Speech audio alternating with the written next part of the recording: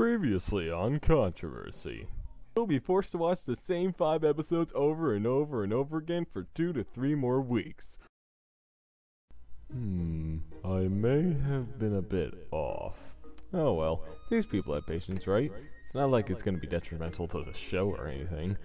Still, as a great man once told me, consistency is a good thing, and I like consistency. But, wait, that makes me a hypocrite. I don't want to be a hypocrite, I'll be ruined! Okay, time to stop lounging around. I need power music. Grand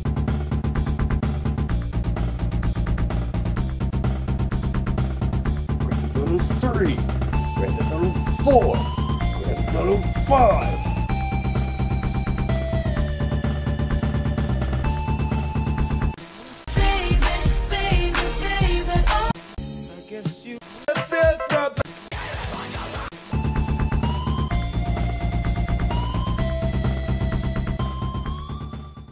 Done!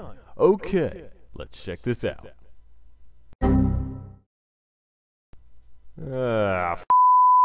Okay, with that predicament out of the way, actual review time. And for today's topic, we're returning to the one-time only National Dumbass Convention known as the 1993 Senate Judiciary and Government Affairs Committee hearing. If you've kept up on the show, you'll know I covered one of those games mentioned in that hearing, which, due to the shudders I'm still trying to recover from after acknowledging again in the last episode, will henceforth be known as Miley Spears.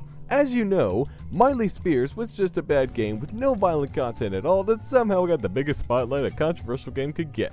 However, there were 3 other games that were discussed over during the meeting in addition to Miley Spears. You would think I'd just compile them and throw up a 3-part review, but sorry, that ain't happening. One of these games is going to be part of a future 3-part episode, and the other is getting a giant episode all to itself. With these 2 options gone, there's only one left. A port of an arcade game that was pretty meh, but still got the attention of these special politicians.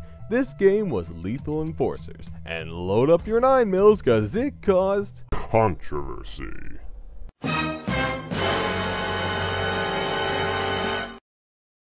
Lethal Enforcers, not to be confused with Legal Enforcers, which was probably Konami's original idea for this game before the high-up executives shot their creative director in the foot, was your standard 90s light gun arcade game. It was relatively popular and got ports to both the Sega Genesis and the Sega CD, or as I now call it, the Sega U-effing failed. Surprisingly, there wasn't much of a difference between either versions. The only thing the Sega U-effing failed version had that the Genesis didn't was the arcade soundtrack.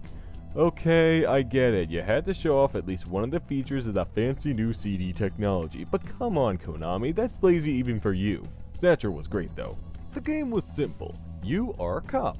You have a gun. Nearly everyone else is a crook, and they have guns too. Shoot the crooks, avoid the stupid innocent bystanders, don't die, and you win.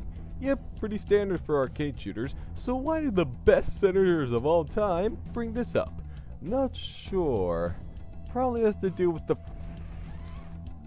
I said the... Oh, God! Okay, look. The term photorealistic is a word that I cannot stand the sound of, mainly because that word doesn't make a lick of sense. If this was a photo, it'd be the most unrealistic photo ever made. And that's not how these graphics should be described anyway. They're heavily compressed digitized pixels, or more accurately, sprites. Pixels, sprites. Never mind. But what really pisses me off is that even today the word is still used, and quite frequently. For crying out loud, you morons, it's computer generated, not real life. So, I'm asking you people nicely, don't use that word to describe the realism that video game graphics convey. Otherwise, fuck you fucking asses. Konami was clearly into the digitization craze, so they apparently decided to hire real-life actors, take pictures of them, and use them as the sprites of the game. See where this is going? Yep, people were mad at this game because you're shooting things that look like actual people. And for added effect, there's this little red particle effect that's supposed to resemble blood, but looks more like the center of a dartboard hidden by the picture of Hideki Kojima you put on there. Bullseye! It made them angrier when they realized you could shoot the pedestrians. You didn't have to, but the idea of it was enough to make them see red. In their eyes. Like a bull. I made a bad pun. Well, I can definitely say that this controversy is a lot more deserved than Miley Spears ever was, although Miley Spears was obviously the more popular option. Why? Well, guess where I got this info? A Miley Spears article. After the Donkey Convention concluded and the ESRB rose out of the ashes, the game was re-rated to M, and the description once again read realistic violence. I guess when the ESRB first started, the M rating stood for meh. So Lethal Enforcers was good enough back then so that it's not the bastard elephant in the room Miley Spears was. But how does it hold up in today's modern controversies?